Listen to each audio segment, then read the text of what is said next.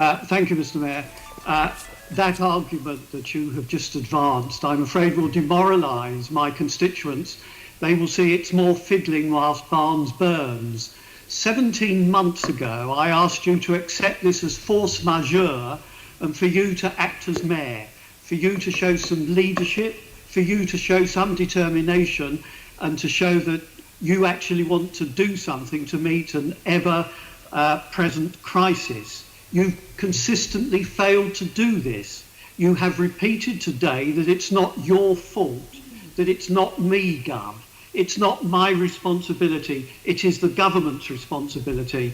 Both of your predecessors, both Labour and Conservative, would have seen this as an emergency and something on which they should have acted, behaved like a mayor, shown proper leadership and done something.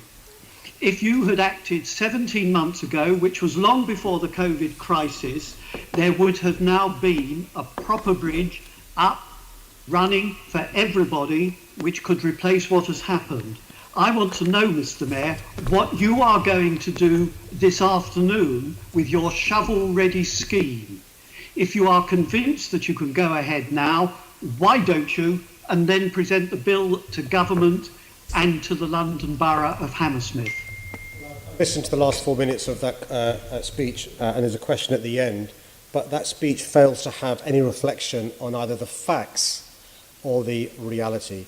And the fact is, in April 2019 is when the detailed investigations first uncovered the need for major safety critical work. And it was in April 2019 that we volunteered £25 million towards helping towards the scheme. The Assembly member fails to remember that this bridge has historically had many problems going back decades. I only became the mayor in 2016. The member also seems to reflect the reality, which is the government has attached huge conditions to TfL's budget in the deal they made with us for the first half of this year. We're now negotiating a financial package for the second half of this year and for the next financial year. We've got to reach a deal by September the 13th. What the member can't run away from is the fact that since April 2019 we've been lobbying the government to help us and the council who own the bridge but can't afford to repair it.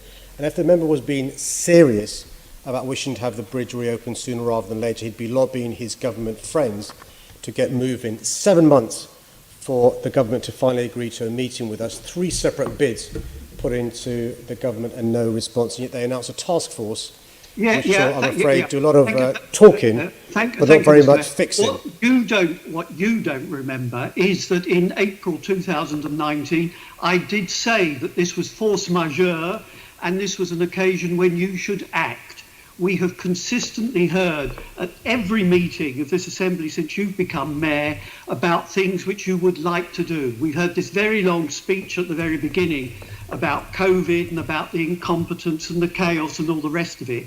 You have created incompetence and chaos on both sides of Hammersmith Bridge. You have caused an existential crisis for the residents of Barnes, the businesses of Barnes, and I would venture to say question? the I businesses think of West London. Peroration after peroration doesn't really help to... Member Arbour, can you put your question, please? Mr. Chairman, the Mayor consistently makes long speeches. He accuses other people of making long speeches, but he's unwilling to listen to any criticism. He had the opportunity to act. Please ask your question. April, he failed. I want to know what the Mayor is going to do today in respect of his shovel-ready scheme. Will he man up and actually take action and actually do something to help the people who live on either side of this bridge? Right, finally we have a question. Sexist. Mr. Mayor. Chair, it's not an issue, as he suggests, of manning up. It's a question and an issue of the government stepping up and providing the funding so desperately needed by residents and businesses. Assembly Member Arbour, please do not intervene. You may not be getting answer you're after, but there is clearly an answer. Please allow Mr. Mayor to answer your question. Mr. Mayor. And what's quite clear when you speak to the boroughs on all sides of the river when they're being sensible, when you speak to key stakeholders, is actually what's required is for the government to step up and give the financial support required to have this bridge reopened as soon as possible. There are two specific pieces of work that could happen pretty quickly. The stabilisation to the bridge, really, really important. And secondly, the full remedial works as well. There's also the possibility of a temporary walking and cycling bridge, which would mean that the works to remedy the bridge could happen sooner rather than later. All these options the DFT know about, the government knows about. They've been dillying and dallying, and rather than Tony Arbour using his influence as a Conservative member to put pressure on his colleagues in government, he's making cheap party political points which helps no one get this bridge reopened sooner rather than later.